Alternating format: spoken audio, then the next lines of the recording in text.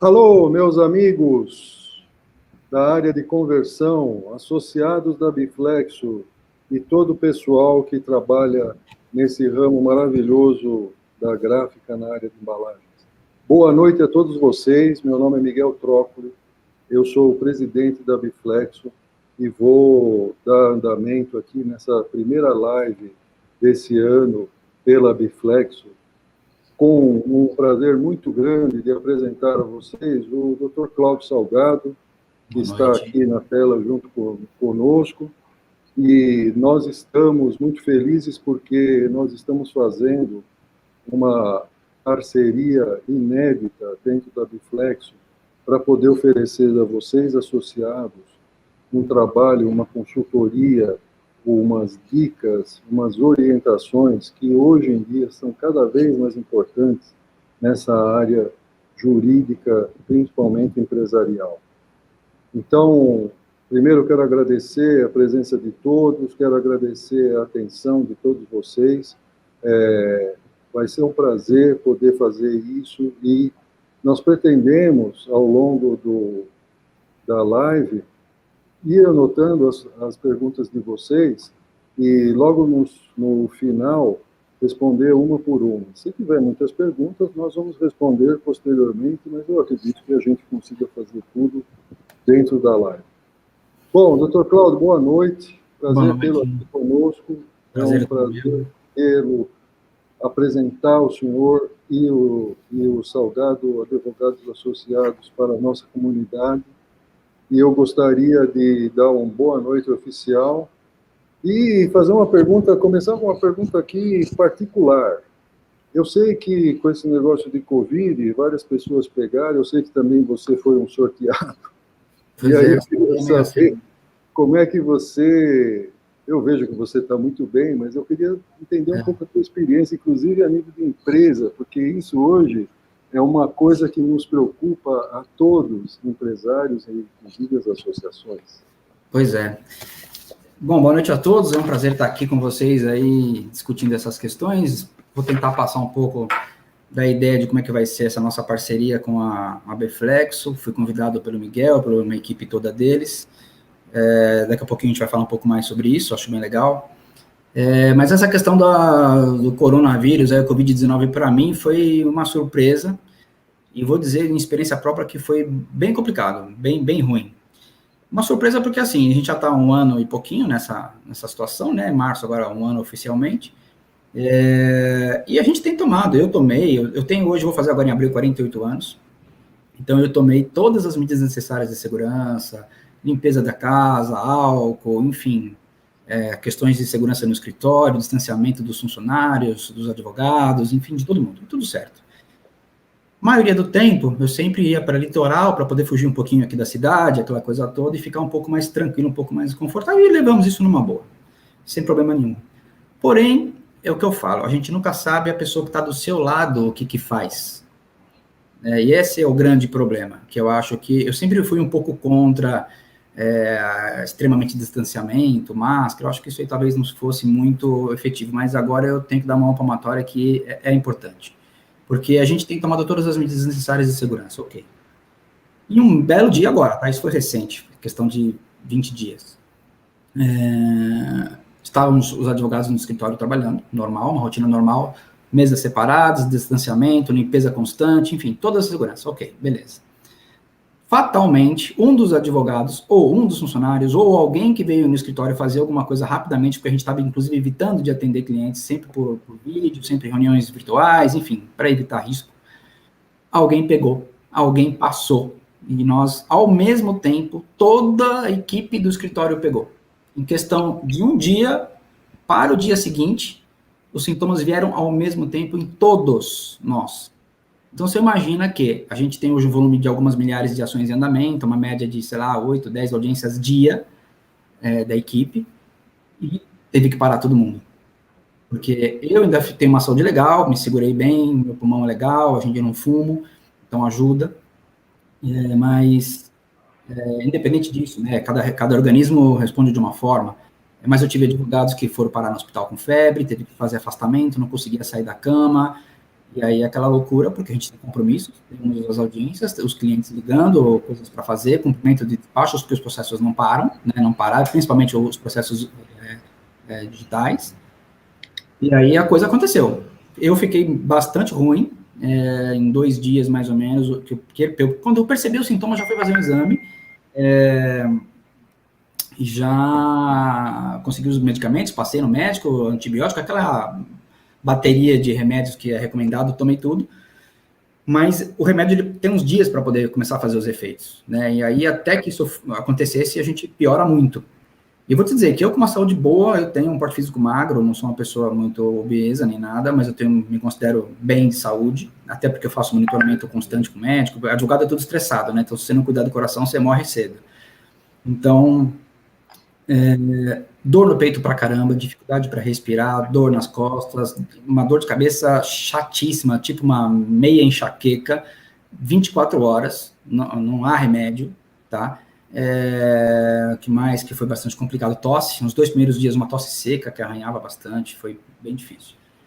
Mas por que eu falo que isso daí é uma questão que a gente tem que se preocupar e às vezes uma medida de segurança não é resolvida facilmente? Em muitos lugares que você vai, você tem a medida da temperatura, para ver se você entra e está usando máscara. É o que as pessoas fazem. Eu vou te dizer que eu fiquei 14 dias com Covid e não tive febre. Então, se você me medisse a febre, em qualquer momento, eu estava 36,5, 37, e vamos nessa que não tinha nenhum problema. Entendeu? Então, quer dizer, a febre não é uma questão de você analisar. Bom, passei essa situação, isolamos todos do escritório novamente, cada um ficou na sua casa, conseguimos fazer as audiências, dividimos em outras formas, quem ia fazer uma fez 3, e assim foi, e fomos vivendo, e assim aconteceu. Eu consegui me recuperar um pouco mais rápido, minha esposa também, que também é advogada do escritório, faz uma outra linha lá dentro, mas esposa pegou junto comigo. Por incrível que pareça, minha filha não pegou. Eu tenho uma menina de 16 para 17 anos, ela vivendo com a gente, agarrada o tempo todo, fizemos 3 exames nelas, ela estava negativa o tempo todo. Só se ela pegou algum outro momento, criou uma imunidade, ou realmente não pegou, não sei, não consigo explicar, mas ela não pegou.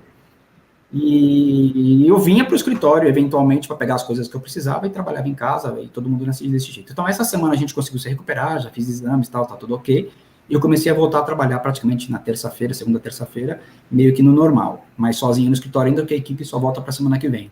Todos, para evitar qualquer tipo de resíduo ou qualquer tipo de piora na saúde, a gente achou por bem esticar a semana e o pessoal só volta a partir da segunda-feira. E isso também, por questão da fase vermelha, é uma dificuldade, né? Porque a gente não sabe se vai poder voltar, não vai poder voltar, como é que vai trabalhar, tal, porque trabalhar fora do escritório é um problema para a gente, né? Mesmo que trabalhe em casa, ajuda bastante, tem hoje em dia a facilidade dos processos virtuais, as audiências virtuais e tal, mas precisa de alguma coisa física, né? É mais difícil um pouco, mas deu para viver. O que eu queria realmente é salientar isso, as empresas e as pessoas, de modo geral, precisam dar um pouco de atenção no que se fala em relação ao corona.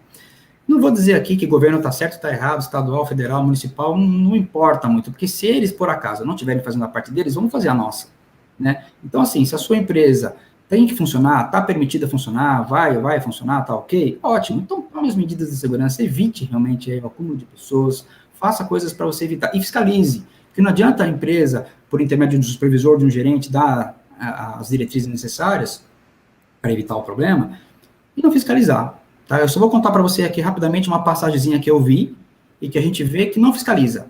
Tá? Eu tive que ir no mercado num período desse, de 20 dias para cá. Então, quer dizer, não tinha como eu não ir. Porque, embora contaminado, eu precisava comer. Né, e minha mulher também, minha filha menor, não dava para ela sair para o mercado, essas coisas complicou um pouco a vida. Então, eu tive que ir no mercado. Então, me aparentei todo, máscara, luva e tal, e fui, que é justamente para não contaminar ninguém, não pus a mão em nada, foi chato, foi bem difícil.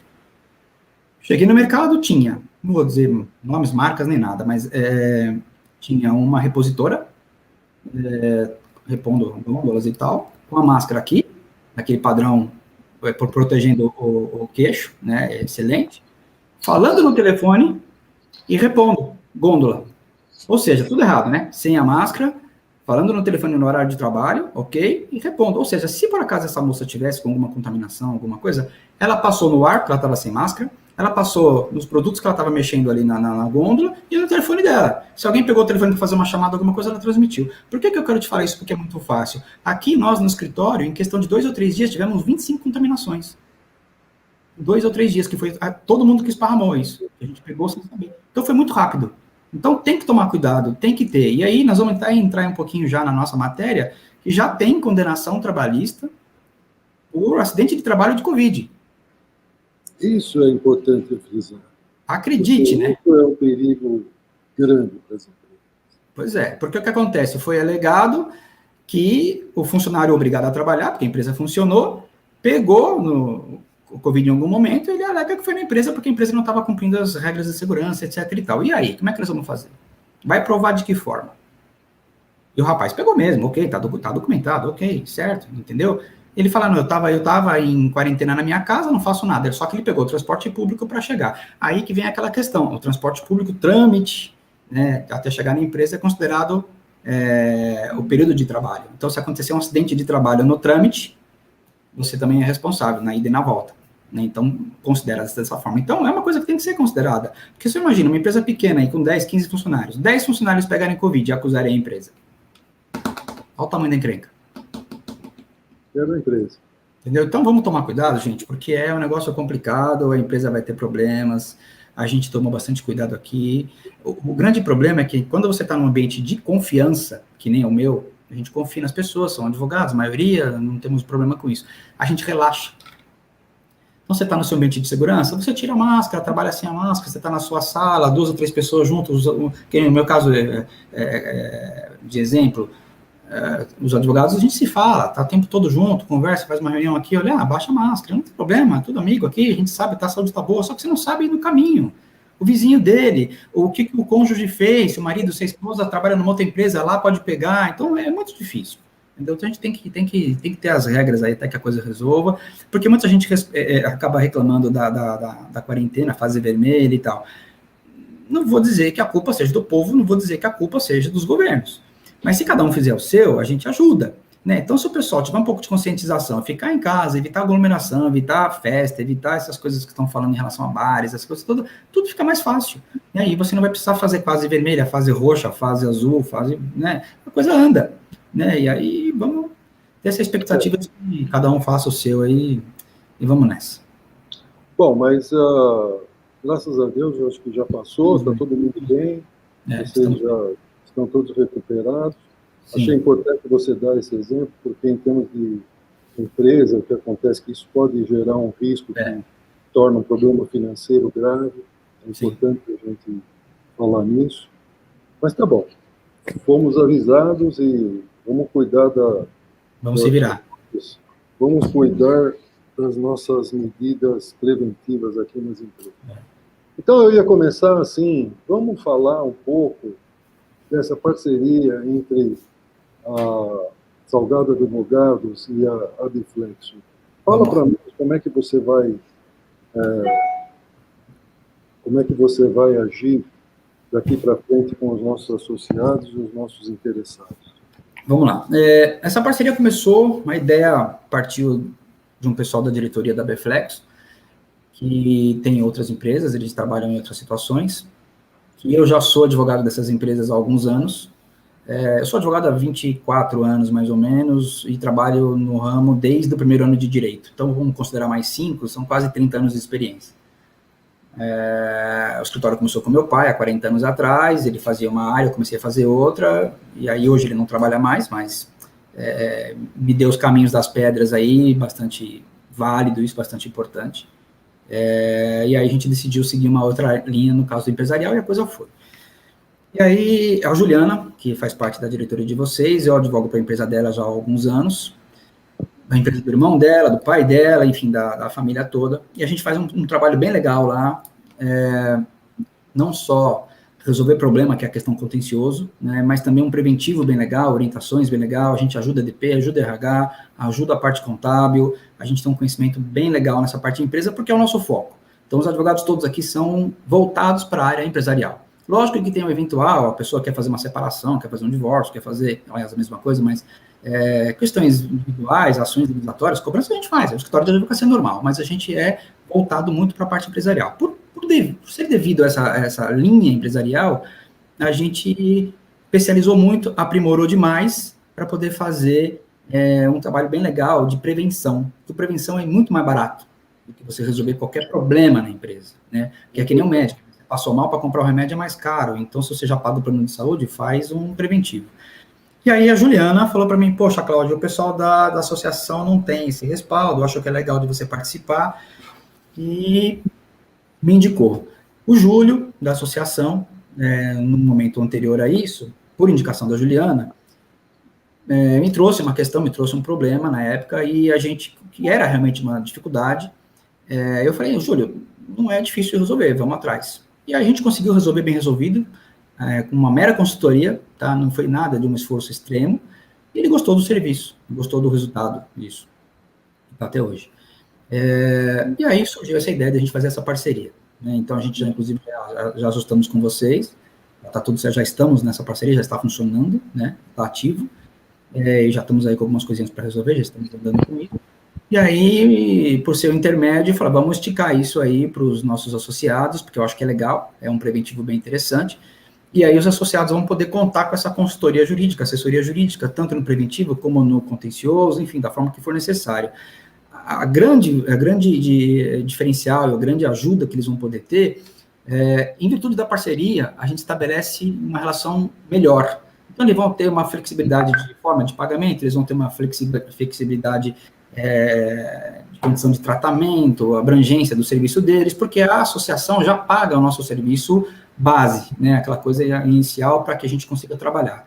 Então, se o associado tiver um problema, ele quer uma consultoria para a empresa dele, ele quer um jurídico efetivo para a empresa dele, ele quer fazer um serviço melhor, ele vai ter um trabalho diferenciado, é um negócio legal. Que a gente já conhecendo como funciona por intermédio da associação, eu vou poder, dentro do ramo de flexografia, poder ajudar eles um pouco mais. É uma regra que nós usamos aqui no escritório. Sempre que uma empresa contrata a gente, de regra, a gente hoje advoga para um fluxo bastante grande de empresas. Se por acaso vier uma empresa que não tenha nosso leque aqui, que é um ramo de atividade diferenciado, a gente estuda muito isso, a gente vai atrás, os advogados entendem bem a operação da empresa, como funciona. Eu já cheguei aí várias vezes em fábricas, conheci a fábrica por dentro, ver o que acontece e tal, para entender. E aí ali a gente consegue fazer um preventivo melhor, porque aí nessa visita a gente já consegue detectar problemas, má conduta, já erros graves, às vezes, na questão trabalhista. Então, a gente já vai no preventivo, a gente vai ajudando o empresário já desde o começo. Então, essa parceria é bem legal. Deixa eu fazer só um adendo, que isso eu achei bastante interessante, para que vocês, associados, saibam, que o que foi um diferencial para nós, eu conheço muitos advogados, muitas empresas, mas eu gostei muito de que o pessoal do Cláudio, eles se interessaram bastante em conhecer o que é o processo, o que é a flexografia, como é que nós temos, onde são os pontos que são críticos para nós e podem gerar contenciosos dentro do nosso setor. Isso é de extrema importância, porque, assim, lógico que ninguém entende de tudo, mas se os advogados tiverem a boa vontade de entender como funcionam os nossos processos, fica tudo mais fácil, inclusive a conversa fica mais fácil. E as soluções, elas vêm mais fácil também. Desculpa a interrupção. Não tem questão nenhuma, acho que é isso mesmo. Eu acho que a gente tem que ter... Porque, assim, muitas vezes o empresário... eu digo assim, o empresário, de modo geral, o cara é um herói, né? Porque no Brasil o cara não é fácil, entendeu? O funcionário também, porque também, às vezes, o cara trabalha em condições complicadas, transporte, mora longe, demora 2 horas para chegar, 2 horas para ir embora, é duro. Mas vamos dizer que, como a gente está voltado hoje para a empresa, né, a nossa live aqui é mais voltada para empresários, eu vou falar um pouco mais da parte de empresa mesmo. Mas, assim, o cara é herói, né, não é fácil, entendeu? Então, se ele tem uma questão preventiva, evitar contencioso, evitar problemas, é muito bom. Isso é custo, né? Ele vai reduzir problema na empresa, vai reduzir um passivo, às vezes, aí que não tem necessidade. Então, eu digo assim, você tem que ter na empresa, seja qual for o tamanho, indiscriminadamente, um bom contador, um bom advogado. Sempre. Esses são os 2 profissionais que vão te ajudar muito, ou vão te atrapalhar muito. Então, você tem que saber quem você está contratando, porque bom e ruim tem de toda a profissão, né? Então, às vezes o cara contratou, até sem saber, mas na expectativa que fosse bom e não é bom. Mas é bom, a referência às vezes é interessante, né? Então, quando alguém indica, você já tem uma ideia de que pelo menos um trabalho legal está sendo feito. Alguém gostou, né, do trabalho. Então, você tendo um bom advogado, um bom contador, você vai ter uma grande chance de evitar problemas. Lógico que tem alguns empresários que são um pouquinho teimosos, né, a gente orienta, ele fala, não, vou fazer assim, lá na frente a gente vê. Esse lá na frente a gente vê, pode esperar que vai dar pau, entendeu? Isso aí não tem, experiência minha, não dá, não escapa. Demora um pouquinho, mas eu cheguei. E vou te dizer, Miguel, quando chega, via de regra, chega no pior momento. Com certeza, é sempre assim, sempre na lei de Murphy. Se o cara faz tudo errado, vai dar tudo errado. Pois é. Então, para os associados que estiverem regularizados, tudo certinho, a gente vai dar uma atenção necessária. Vamos tratar caso a caso, individualizado, com o problema de cada um, se eles precisarem. Não é uma coisa genérica. Vamos fazer aqui linha de produção. Não, negativo. Cada caso a gente trabalha diferenciado, até porque cada um tem um problema. Tamanho de empresa, uma série de coisas. Então, você vai ter aí várias questões que vão ser tratadas. E vamos tratar. Aproveitando que nós estamos nesse assunto, dá alguns exemplos, fala alguns assuntos básicos que você acha que nós podemos entrar, você vai poder entrar, vai poder dar uma boa orientação, principalmente... As coisas bastante polêmicas, assim, que de via de regra gera muito problema para a empresa, é demanda trabalhista. Isso aí, vou falar algumas coisas aqui que eu acho legal de a gente poder tentar já evitar, algumas dicas que de repente, lógico, eu vou fazer muito geral aqui, tá? Nada muito detalhado, até porque a gente não vai ter tempo para isso. Eu não vou fazer uma aula de processo aqui, porque também vai ficar chato. Mas, assim, vou dar uma geral no que é bom dar evitar, e já vou dar algumas dicas importantes aqui, que eu acho que já dá para o cara já usar isso, independente de qualquer coisa. Com certeza vai ajudar. Então, você tem aí alguns problemas da diária trabalhista, que eu acho que a gente pode falar um pouquinho. Posso falar alguma coisa a parte de impostos? A gente pode já dar uma passadinha em tipos de empresa, como é que funciona. Eu acho que o empresário hoje, o cara quer abrir uma empresa. Pô, mas ele não sabe nada de imposto, não sabe nada de direito trabalhista, para isso que ele vai contratar um advogado e um contador. Então, aí você tem que estar bem orientado. E vou te dizer que não é fácil. Mesmo um advogado, mesmo um contador, tem uns aí que acaba apanhando, entendeu? Mas eu vou falar um pouquinho sobre isso, que eu acho que já vai ajudar. Mas a gente pode começar pela parte trabalhista, que eu acho que hoje é o calcanhar de Aquiles de qualquer empresa. Aí tem algumas empresas que têm... Eu tenho casos aqui no escritório, de empresas que têm 800 funcionários, 850 funcionários e tem 400 processos trabalhistas. Então, praticamente todos que ele manda embora entram com ação. Então, isso aí não é, às vezes, o problema da empresa, é um problema do dono da empresa, do gestor da empresa, do superintendente da empresa. Ele é que causa o problema, às vezes, que vai te gerar ação trabalhista. E eu vou te dar alguns exemplos que você vai concordar comigo com certeza, tá? Mas a gente pode começar falando o seguinte, eu fiz algumas anotações aqui que eu acho importante a gente poder lembrar de alguns pontos, só para poder falar, para não esquecer de nada. Mas podemos começar falando o seguinte, que eu acho bastante legal, que já me perguntaram aqui. Jornada de trabalho, EPI, acidente de trabalho, são coisas bem legais, tá? Então, basicamente, vamos lá, jornada de trabalho, existe muita variedade nisso. Muita gente acha que o jornada de trabalho é 8 horas por dia, ponto final, de segunda a sexta e acabou. Não, existe uma gama gigante disso daí, tá? Muito grande. Você tem jornada 5x2, 6x1, 12x36, enfim. As questões é que muitas vezes eles erram no ponto, erram no preenchimento. Tem uma questão que me perguntaram outro dia aqui sobre intervalo dilatado na jornada de trabalho. Aí o cara falou, pô, mas eu ouvi falar em intervalo dilatado, vou fazer na minha empresa. Não é bem assim, não é toda empresa que pode, existe, ok? Eu já vou te falar como é que funciona isso, mas não é toda empresa que pode. O intervalo dilatado, ele é muito usado em restaurantes, por exemplo. Então o cara entra para trabalhar, tipo, das 10 da manhã, prepara o almoço, aquela coisa toda, fica até as 2. Aí, em vez de ele tirar uma hora de intervalo e voltar às 3, ele fica 3 ou 4 horas de intervalo e volta para trabalhar na janta. Então ele tem um intervalo dilatado, porém ele trabalhou 8 horas. Né? Então você tem essa questão de 8 horas diária.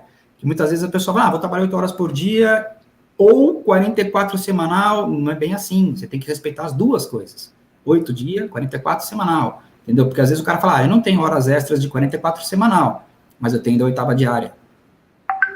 Então você tem uma regra que tem que ser atento a isso. Então aí tem a jornada reduzida, que é o noturno, né, que você tem que ficar atento com a redução da hora, e aí tem uma outra questão também que muita gente às vezes esquece, e já tem até uma certa pacificação no tribunal, que é hora extra da jornada reduzida, do noturno. Quando você passa do noturno, é hora extra normal ou é hora extra contada do reduzido? Então, há um problema aí, né? Então, muitos juízes entendem que a hora reduzida, que é a noturna, se você ultrapassou, ela vai entrar numa hora normal de dia. Já é de manhã cedo, vamos dizer assim. Entendeu? Então, seria uma hora extra normal. Então, tem muito juiz que vai para a hora extra normal. E tem muito juiz que fala, foi uma prorrogação de jornada. Então, você paga na hora extra reduzida. Então, tem que ficar muito atento com esse negócio de jornada de trabalho, porque não é tão simples, simplesmente bater ponto 8 horas por dia lá e acabou. E uma coisa que eu já vou dar uma dica aqui importantíssima, que já quem estiver assistindo que for empresário, anota. Ponto batido, anotado, da forma que for, mecânico, assinado, da forma que for. Britânicozinho lá, o cara entrou 8 horas da manhã, saiu 5 horas da tarde, de segunda a sexta, tudo certinho, blá, blá, blá, esquece, a justiça vai desconsiderar, porque é ponto britânico, isso aí não existe. Né, é formado a entender realmente que alguém bateu propositalmente 8 horas da manhã para não gerar hora extra, porque ninguém chega 8 horas da manhã e sai 5 horas da tarde todo dia. Não existe. Então o cara vai chegar às 7h59, 7h58, 7h55, 8h02, 8h03, bate o ponto do jeito que ele entrou. Entendeu? Não pode haver a obrigação da pessoa bater um ponto rigorosamente todos os dias. Fez errado. Então você vai perder na justiça fatalmente. Tá? É pacífico, não tem muito que você discutir essa questão, não. Então, jornada, há variações, há diferenças, tal. Por que a gente gosta de falar bastante nisso? Porque aqui, com certeza, você tem fábrica, você tem indústria, você tem uma série de coisas trabalhando aí. Ok? Então, muitas vezes, alguma empresa de vocês, o grupo de vocês, trabalha 24 horas. Então, ele vai ter uma jornada diferenciada, ele vai ter, às vezes, 3 turnos, entendeu? Então, é uma questão. E ainda tem a gente teve recentemente um problema aqui de uma empresa que a gente advoga, que trabalhava 24 horas, e aí teve um outro problema do turno ininterrupto, porque às vezes a pessoa continua trabalhando, entra no outro turno, entra na hora extra, deu menos do que 8 horas de descanso, já entrou no outro turno, e aí o juiz considera que é 24 horas de trabalho. E nós temos no nosso ramo muitas empresas que trabalham com 2 turnos estendidos, que também é um complicador. Então, tem que ficar atento a essas questões de jornada de trabalho, é importante, e basicamente, muitas vezes, onde o ponto é um documento simples, né, não tem segredo, e é muitas vezes onde você consegue resolver um problema de uma ação, às vezes, milionária, porque a hora extra é cara, né, então, se você vai ter documento legítimo, bom, que pode ser usado, incontestável e tal, excelente, você derrubou uma hora extra, que é um ponto extintivo de direito, né? A gente vai até falar sobre isso depois, né? Você pagou, tá pago, juntou o ponto, juntou o olerite, pagou, acabou o problema. Não tem erro, né? Então, é bastante legal isso daí de você ter. E uma dicasinha também importante aí, não é obrigatório por lei, empresas com menos de 10 funcionários ter ponto, né? Isso todo mundo sabe, é uma matéria já bastante pacificada. Porém, se você tiver uma ação trabalhista e você não juntou um ponto, você traz para si, né, o ônus da prova. Então, você vai ter que provar que o cara fazia determinado horário de trabalho, sim. Então, se você tem um ponto, é documento, é prova. Se você não tem um ponto, então você tem que trazer o ônus para você. Uma coisa que seria o ônus do reclamante, que ele que está pedindo as horas extras, ele que tem que provar. Então, se você não tiver o ponto para entregar, você que vai ter que provar que ele não fazia. Então, inverte. Uma questãozinha complicada. Passado disso, a gente pode entrar, então, na questão do EPI, de mão dada com acidente de trabalho, né? E aí também uma dica que eu acho bastante legal da gente estar atento.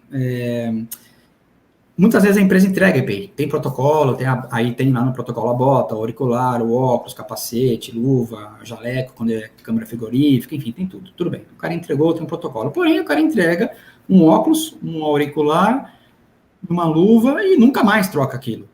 Ele vai ficar com aquele troço lá há um ano. Entendeu? Não é assim, entendeu? Você tem que ter regramento para isso, manutenção, auricular via de regra todo dia, né? Porque ele fica no ouvido, ele detona, ele fica mole, né? Ele perde a força.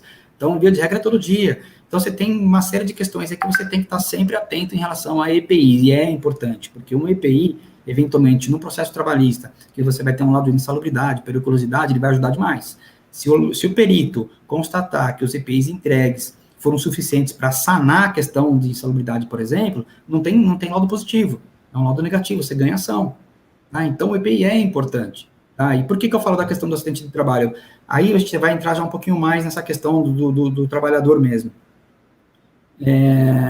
Cada funcionário tem a sua função numa empresa, ele tem uma atividade. E para aquela atividade, ele tem os EPIs necessários. Aí você chega tá meio atrapalhado, o cara precisa de uma ajuda, pega o fulano do setor do lado lá, dá uma ajuda aqui para ele. Só que esse fulano do outro setor não tem os EPIs necessários para aquele outro que ele vai ajudar. E muitas vezes não sabe fazer o trabalho. Vai trabalhar no lugar 10 minutos, 5 minutos para quebrar um galho. O cara não sabe fazer e não tem o EPI necessário. O que acontece? Se machuca. Corta um dedo fora, a mão, um acidente, dá um tiro na perna, acontece alguma coisa. Vou te contar um caso de um tiro na perna aqui que tu não acredita. E vai dar um problema. Aí ele vai entrar com uma ação de acidente de trabalho. E aí, muito provavelmente, ele tem um acidente de trabalho numa função que ele não era para estar exercendo, ele vai pedir um acúmulo de função.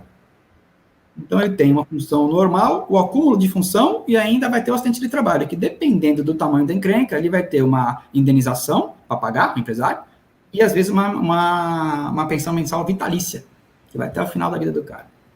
E às vezes a pensão atrapalha, R$500, R$600, R$700 por mês, cada vida, com reflexos, né? Então, você imagina o tamanho da encrenca. Então, essa questão de acidente de trabalho é muito importante. O empresário, ele tem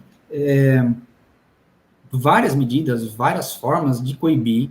Ele tem muitos direitos. Às vezes, o empresário não sabe disso. Ele acha que é só o empregado que tem direito. Não, ele tem muito direito. E tudo que for feito de errado na empresa causado por um empregado, um colaborador, seja quem for, tem medidas punitivas, tem que ser advertido, você tem que produzir prova, você se ajuda. Eu costumo falar que nós criamos os nossos demônios. Né? Então, você está se autodetonando, se ajuda. Então, se você está trabalhando numa empresa, a empresa é sua, faça a coisa direito.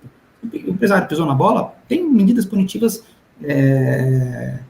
à altura do que ele foi feito, né? O artigo da lei da CLT determina as coisas, então você pode cumprir, né? Então tem que ser usadas as medidas necessárias para você fazer a empresa girar redondo. Isso tudo a gente faz no trabalho nessa empresa também, a gente vai na empresa, a gente observa, vê coisas acontecendo, que aí já entra um pouquinho na parte de compliance, a gente vai regularizar a empresa, isso é difícil. E às vezes a empresa está numa mania de trabalho, né? Um costume, 20 anos, chega lá de repente um advogado e fala, para parar, muda tudo. Você vai arrumar uma confusão. Não só com o dono, mas com os empregados. Pra você ter ideia, há uns mês e pouco atrás, eu cheguei numa empresa que contratou nosso serviço para isso, para regularizar a empresa. Fui conhecer a empresa.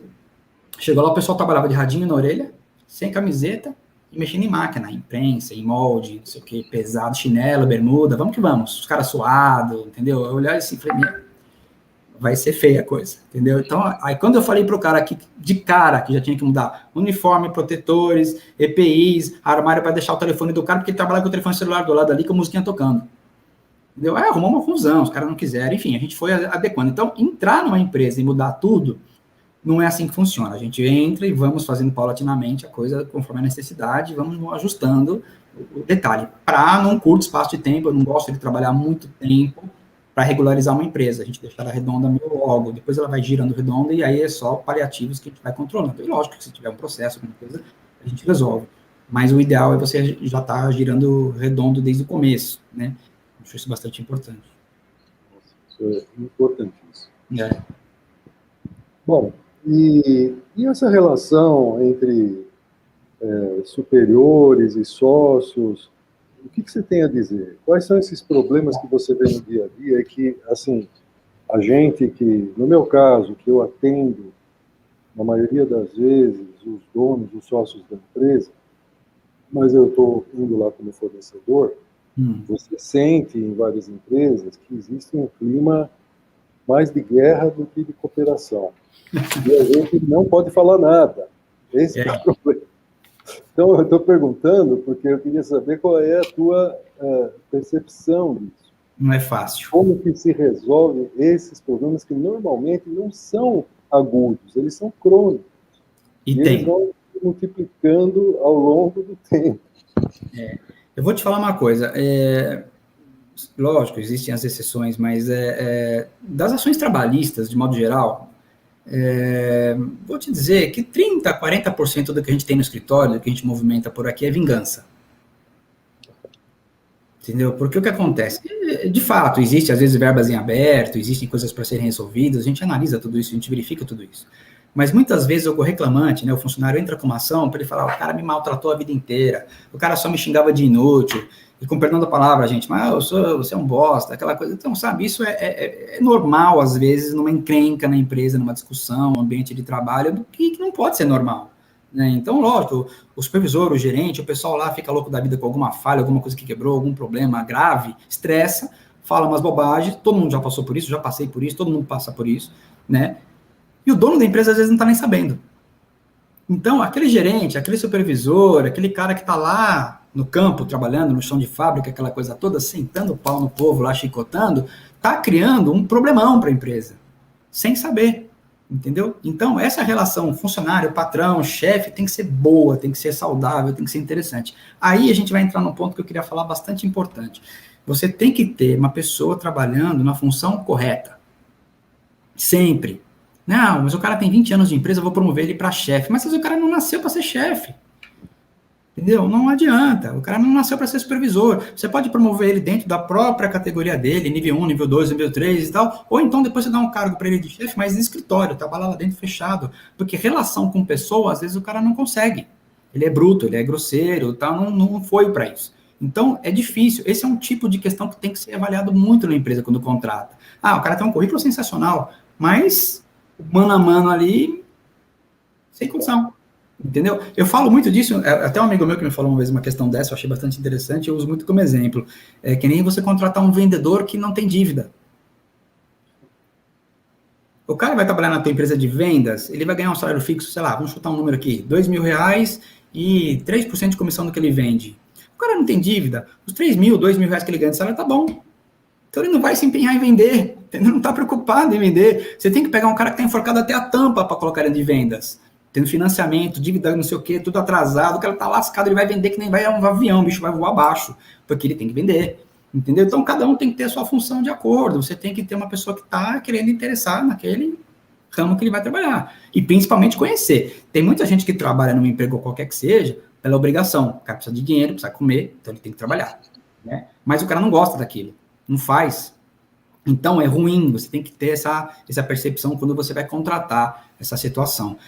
É muito normal, eu vou te dar um exemplo aqui que a gente vê bastante, que cria muito problema para a empresa em relação funcionário-patrão, gestante. Isso é um problema, porque nenhum patrão gosta de ter uma funcionária que vai ficar afastada sem receber, aliás, vai ficar afastada recebendo, né?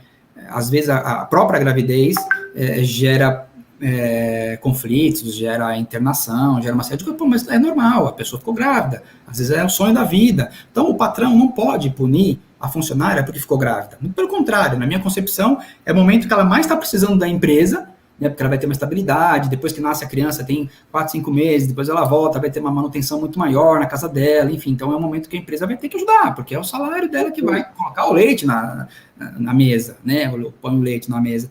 E às vezes a relação explode quando a pessoa fica grávida, porque o patrão chega lá e fala, pô, essa mulher aí ficou grávida agora e agora? Eu falei, agora nada, vida normal, vamos embora. Eu tenho muitas empresas que a gente advoga que a pessoa ficou grávida, teve o filho, foi embora, a vida continuou e vamos embora, excelente funcionária, sem problema. Tem patrão que não aceita, entendeu? Pô, aí complica a vida de todo mundo. Porém, vamos do outro lado, né? O patrão aqui não é o vilão.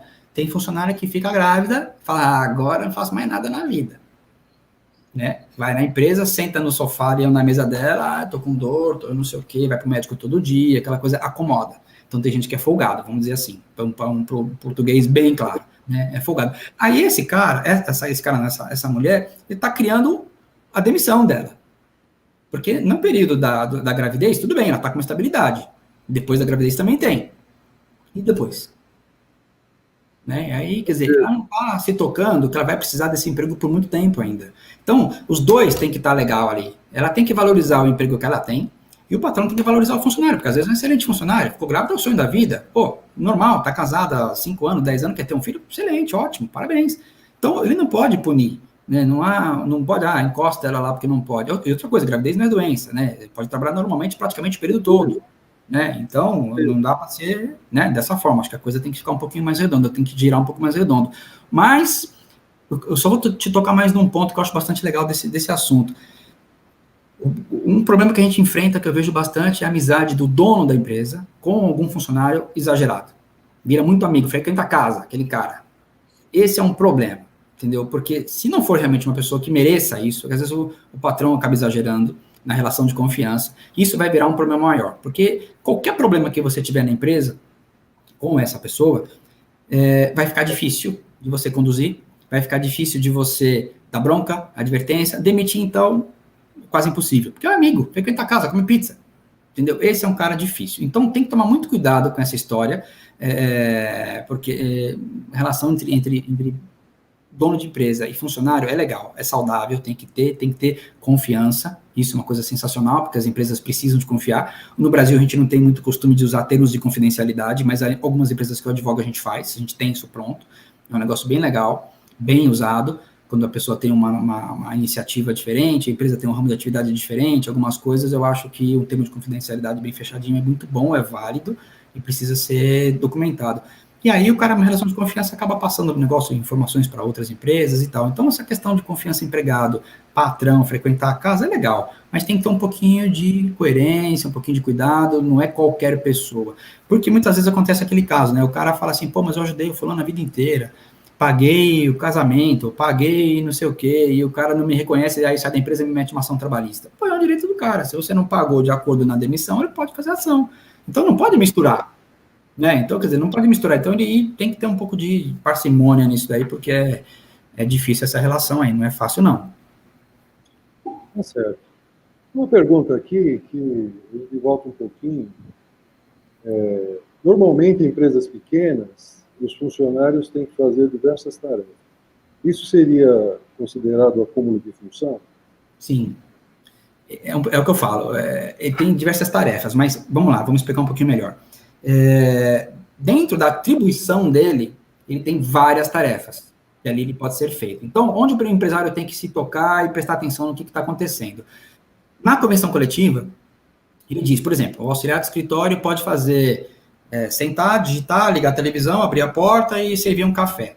Se o cara varrer o chão, não pode mais, que não está na convenção, não está discriminado dentro das funções dele o que ele pode fazer. Então, não é uma questão de acúmulo de função, e sim exagerado na função que ele está exercendo. Então, dentro de cada função, ele tem os membramentos, as ramificações que ele pode fazer dentro de cada função. Saiu daquilo ali, ele vai ter um problema. Na verdade, essa questão, acúmulo de função, legitimamente não existe, né? Eu acho, é um meio de prova. Então, o empresário é que vai criar essa função a mais, porque ele está errado. Então, ele está determinando que determinado funcionário faça uma coisa que não está certa. Então, ele vai acabar conseguindo um acúmulo de função. Para provar o acúmulo de função, ele tem que ter um paradigma. Então, numa ação trabalhista, o funcionário vai ter que falar o que ele fazia além da função normal dele e trazer um paradigma, obrigatoriamente.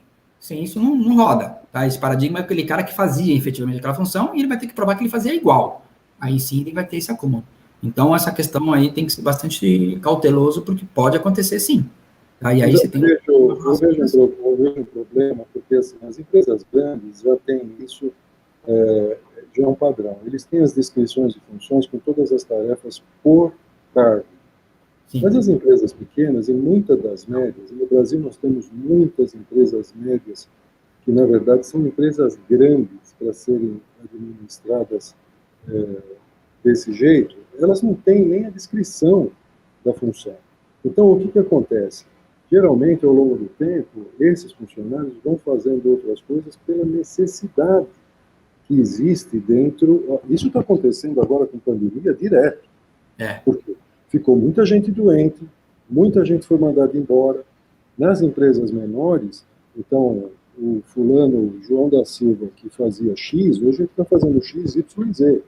Só que é o seguinte, onde está escrito isso? Onde que isso está acordado? Não está. E aí, o que acontece? Lá na frente, lógico que isso não vai ser com todos os funcionários, mas você corre um risco com o funcionário de usar isso de má fé e depois exigir uma compensação financeira, seja porque foi mandado embora, seja porque acha que ele está fazendo demais, e assim vai. Esse é um grande problema que eu vejo, e no nosso setor isso é bem comum. Eu vou te dar... Descrição de função. Eu vou te dar uma ideia que eu uso em algumas empresas que tem pátio grande, que tem uma área física que sai um pouco do visual dos sócios ou das pessoas que são encarregadas. É muito comum o funcionário ir trabalhar com telefone celular. Trabalha escutando música, toca o telefone, ele vai no WhatsApp e tal. Isso aí não pode ser permitido. Tá? A empresa é arbitrária, vai me tirar o telefone? Não é a questão. entendeu? A questão é o seguinte, o material da pessoa, quando ele chega, tem que ser colocado no armário, cadeado dele, chave dele, identificado, tudo direitinho. A empresa pode dispor um telefone para eventuais relegações de emergência que a família tem que fazer, ou ele tenha que fazer por algum motivo e tal. Mas trabalhar sem o telefone celular é importante por várias coisas. Ah, mas o cara então não pode ter o telefone dele com ele? Não. Porque o que acontece? Onde está a perda aí da coisa toda é o que você está falando. Ele vai, durante o horário de trabalho dele, ele vai estar desatento. Ele vai respondendo mensagem, WhatsApp, ele liga para a família, aquela coisa toda. Então, a desatenção pode causar acidente de trabalho. Ok, perfeito. E algumas pessoas maliciosamente trabalhando com o telefone vão produzindo provas unilaterais, forçadas, para uma futura ação trabalhista. Então, o cara tira uma foto dele lá numa situação, pá, aí ele vai perto da máquina, coloca a mão embaixo, tira a luva, coloca a mão embaixo ali e tal, tira uma foto, olha, eu trabalho sem luva. Ele está produzindo uma prova que, na verdade, não existe. Entendeu? E isso é ruim. E o patrão se lasca, porque não tem como o cara evitar. Chega no juiz, bota lá a foto do cara com a mão na máquina, sem a luva, pô, o cara está trabalhando sem luva. E se cortar o dedo fora? Então, tudo isso é complicado. Então, a pessoa, isso, pelo amor de Deus, não me entendam mal, não é uma coisa genérica, não é todos os funcionários que pensam assim, mas existem pessoas ardilosas. O cara ele vai para a empresa pensando num dia na saída dele, então ele já vai produzindo uma prova, entendeu? Então, é ruim isso daí. Então, o telefone celular é uma coisa que você evita problema de várias formas. Porque se o cara estiver realmente fazendo um exercício legal, ou um acúmulo de função, isso aqui vai ser aprovado, porque ele vai ter documentos de efetivamente ter feito isso. Alguém vai lá de testemunha e acabou, porque a prova trabalhista testemunhal é muito, muito usada, muito forte. Entendeu? Porque às vezes realmente a pessoa não tem como provar. Tem uma prova testemunhal. Mas nós temos um outro problema, por exemplo, não só no nosso setor, acredito que todos os setores, mas no nosso setor, vou dar só um exemplo, vamos dizer, uma empresa que produz embalagens desde o começo até o final, ou seja, ela vai fazer a pré-impressão, vai fazer o clichê, vai depois imprimir, vai depois acabar e tudo mais. O que acontece? Pessoal de vendas, o celular, na verdade, é uma ferramenta indispensável. Agora, o pessoal que trabalha hoje na área de pré-impressão e que faz, na verdade, essa combinação de todas as informações que vêm para gerar uma arte e tudo mais, hoje é quase impossível trabalhar sem celular, porque os clientes já estão acostumados a enviar as coisas pelo WhatsApp. Então, nesses casos, você não tem, claro. Não pode, tem que ter, porque senão a coisa para. O que não pode, o que eu acho é que assim, funcionários que estão diretamente ligados às máquinas operatrizes, que necessitam de atenção e foco... Parte de fábrica, né? Parte de fábrica. Isso não pode mesmo. Assim, tanto é que nas empresas grandes, já antigas, que eu acabei trabalhando, mesmo na Abril, que tinha parte de rotogravura, não se podia nem atender telefone. Naquela época não tinha celular, mas não se podia nem atender telefone. Sim, esquecer. Era só na hora do intervalo ou durante o almoço. Exatamente. Isso aí acontece muito, é acidente. Pra você ter ideia, aquilo que eu ia te falar de um exemplo que eu ia te dar agora há pouco sobre o tiro que a pessoa deu na perna. Era um segurança de empresa fazendo escolta e ele tinha a mania de tirar a arma, colocar do lado aqui, quando estava dirigindo. Por uma imperícia, uma imprudência dele, de alguma forma, ele tocou o telefone, ele foi atender, mas não sei o que aconteceu ali, ele disparou a arma. E aí a arma pegou na perna dele mesmo e quebrou o osso. Bom, moral da história, ele entrou num acidente de trabalho, a empresa teve que indenizar, porque ele, na sequência disso, ele teve que ser operado e tal e coisa, e perdeu 1 centímetro do osso. Então ele ficou com a perna mais curta do que a outra. E aí deu um dano estético, um dano moral, uma pensão mensal vitalícia para o cara. Culpa da empresa? Não.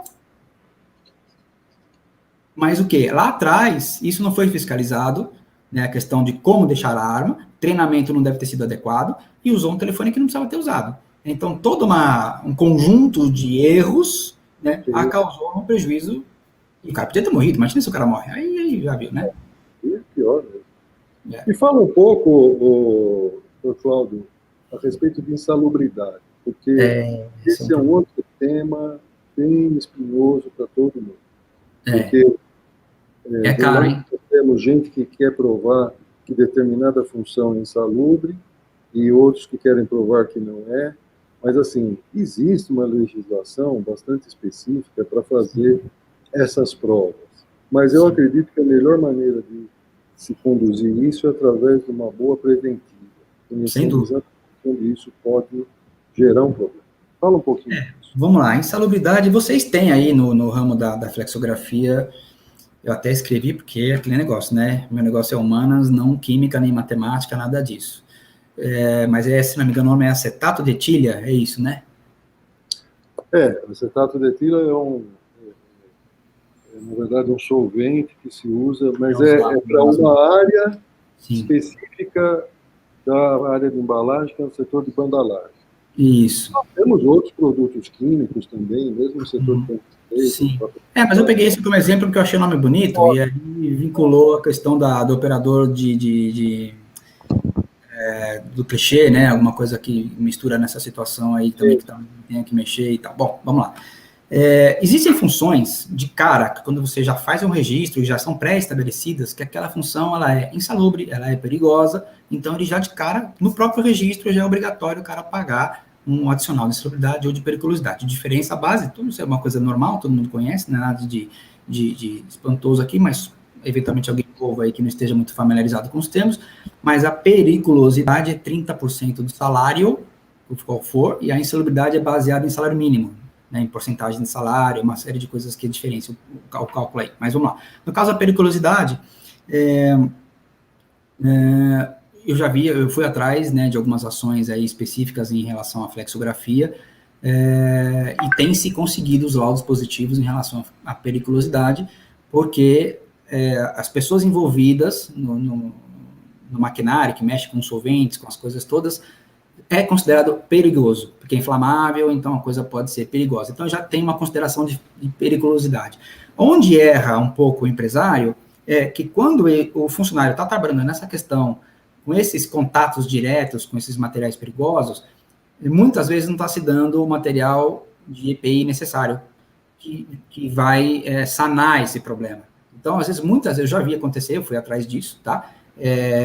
O rapaz está trabalhando porque é uma máquina grande, que faz barulho, aquela coisa toda, então ele trabalha com auricular e mais nada, né, e o avental da empresa, alguma coisa assim. Então, quer dizer, ele não tem uma luva, não tem um óculos, não tem um capacete, não tem nada, um jaleco, se for o caso, então mais nada. Então, ele não está preparado para essa periculosidade. Então, o empresário vai acabar sendo condenado, se não pagar. Né? Se já estiver pagando, o cara tiver periculosidade, não tem como aferir a mais, né? Até um limite, ela chegou no teto ali, paga e acabou. Porém, a falta do EPI ainda pode dar uma outra consequência, que é um dano à saúde. Aí a periculosidade, ela está sendo paga, ok, o cara já está pagando no lerite, mas por não ter respeitado, às vezes, algum outro uso do produto químico, alguma coisa assim, que o EPI evitaria, ele acaba caindo numa insalubridade também. E aí a famosa perícia médica. Então, aí vai ter a periculosidade que a empresa já está pagando e acaba tendo que acabar pagando também uma insalubridade.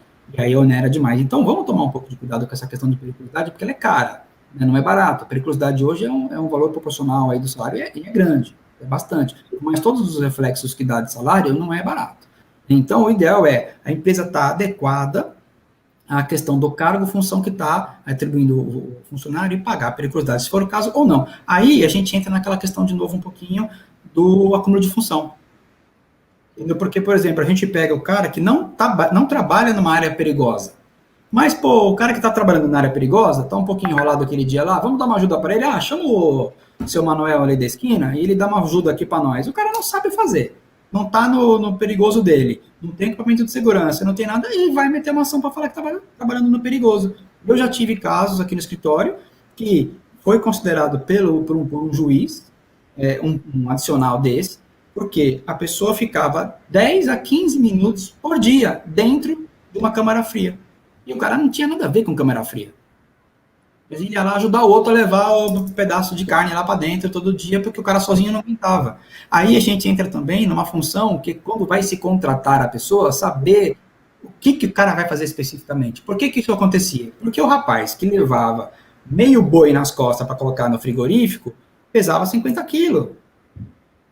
O cara não aguenta levar o boi nas costas, entendeu? Então tem que pegar mais um para ajudar. Então contratou o cara errado para o lugar errado para a função errada. Então ele está pagando 2.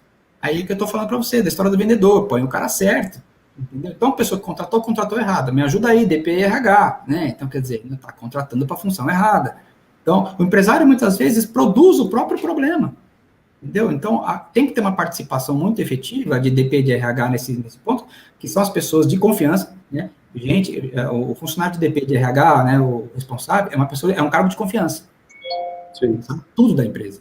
Né? Acontece tudo na empresa, tudo é responsabilidade dele, a organização, uma série de coisas. Então, ali é um cara que tem que trabalhar efetivo, tem que me ajudar. Então, me ajuda.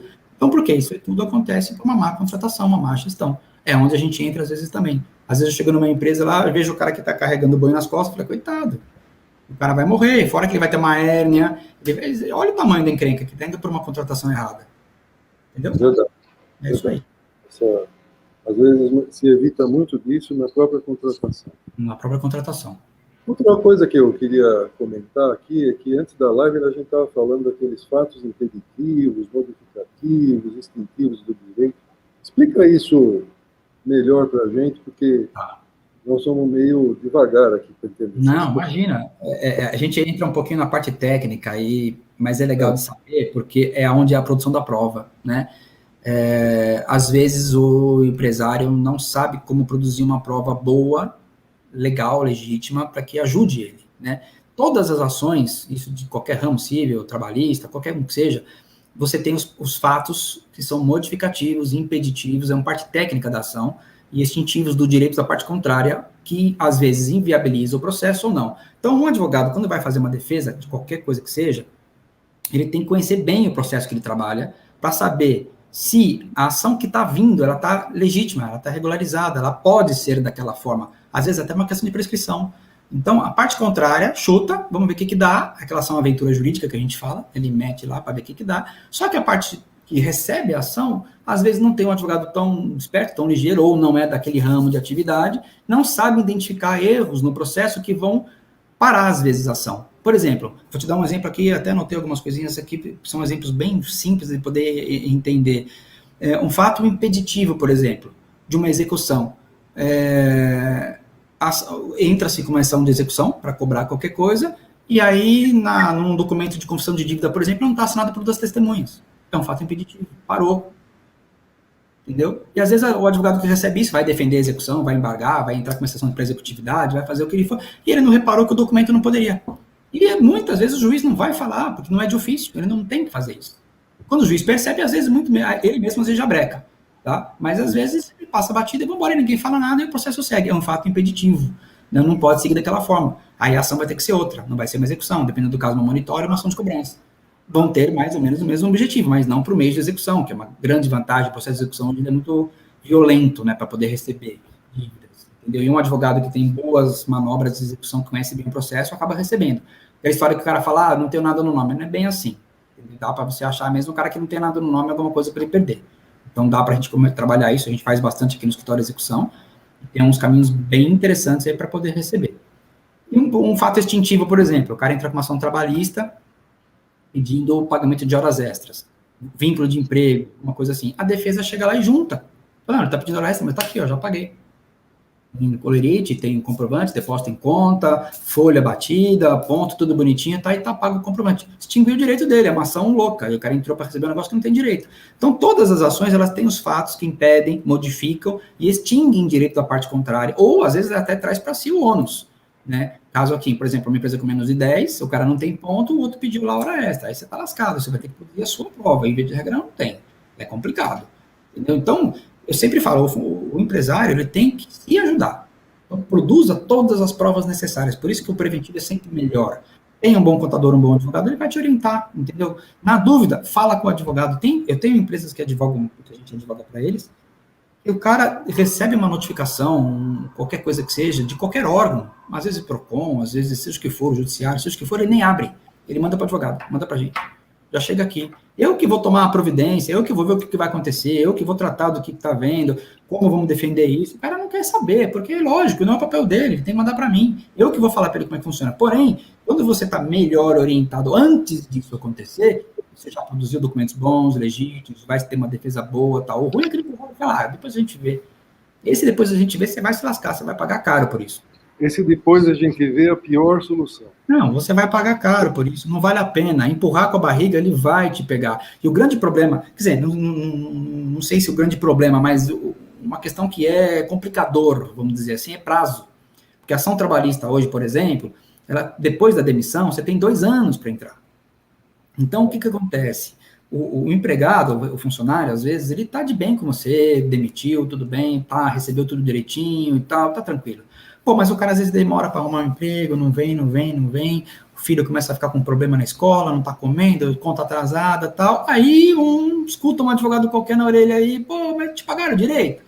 Ah, acho que sim. Então ele fala, acho que sim, pronto, deixa que o advogado precisa para meter bala, porque aí ele vai lá, vamos fazer essas contas melhor aí. Aí ele tem 2 anos para pensar, entendeu? E vai lá e entra com uma ação. Às vezes é uma ação louca que não paga nada. Eu tenho, esse negócio que fala que a empresa sempre paga, não é bem isso, entendeu? Eu tenho algumas dezenas de ações aqui no escritório que a empresa não pagou nada, conseguimos improcedência total, porque foi bem orientada no começo, tinha documentos bons, legítimos, valeu, não, o reclamante viajou, ele falou uma coisa lá que não tem nada a ver e nós ganhamos a ação, foi improcedente. De 2017 para cá teve alteração na lei trabalhista que em determinadas situações o reclamante paga, né? Ele pedir coisas que não tem direito, ele vai pagar, né? Honorários, despesas processuais, tal, lógico, tem uma certa flexibilidade, porque via de regra não tem de tirar, né? Não tem de cair morto, então ele acaba sendo isento das despesas processuais, mas há uma condenação, e às vezes é uma coisa interessante, porque a empresa, quando ganha a ação, ele fala, o cara tem que pagar 5% para o advogado, ou as despesas processuais tem a isenção judicial e não vai pagar nunca isso. Acabou o problema. Não é bem assim. Se você descobrir que esse reclamante, hoje está duro, mas amanhã ele arrumou um emprego para ganhar 10 mil reais por mês, você desarquiva o processo, chega para o juiz e fala, a condição dele financeira não é mais aquela, agora é outra. Então hoje ele tem condição de pagar, e você pode ir atrás disso, porque você inverte isso, você converte isso. Lógico, depende de algumas regras, alguns prazos e tal, mas, de modo geral, é possível. Entendeu? Então, você pode... A condição dele... Porque, assim, existe um negócio chamado atestado de pobreza, né? Pejoralmente falando, mas existe, um documento de assistência judiciária que você declara que é pobre e aí você não consegue... aliás, você consegue o benefício da assistência judiciária. Uma vez que essa condição de pobre mudou, ou seja, você tem um emprego legal, você não é mais pobre. Então, você pode arcar com aquela despesa. Então, existem algumas regrinhas aí que, às vezes, tem umas vantagens aí que ajudam bastante, entendeu? Então, tecnicamente falando, quando um advogado vai fazer uma defesa de qualquer ramo que seja, minha orientação, conheça bem o que você está fazendo. Trabalhe bem naquela área. A clínica geral é a pior coisa que existe. Por isso que eu não faço tudo. Eu tenho uma equipe de advogados aqui, que a turma ajuda. Cada um na sua praia. Lógico que eu tenho um conhecimento, às vezes, um pouco maior, porque eu estou mais na linha de frente, então dificilmente tem alguma coisa do judiciário que, modéstia à parte, eu não saiba, pelo menos eu não ouvi falar, entendeu? Difícil. Estou com uma situação assim, minha Cláudia, eu falo, eu nunca ouvi falar nisso. Difícil. Mas pode acontecer, eu não sou dono da verdade. Mas eu tenho uma equipe de advogados aqui sensacional, que está comigo há muitos anos já, a maioria deles aqui, e que a gente consegue se virar super bem com isso daí, não tem nenhum problema não. Tem que conhecer o que está fazendo. Então, nós estamos nos aproximando aí já dos finalmente, mas eu gostaria de tocar num assunto que eu acho extremamente importante e na verdade, ele tem ficado mais importante a cada dia que passa, que são a questão dos tributos, a questão dos impostos. Por quê? Nós temos situações bem interessantes dentro do nosso ramo.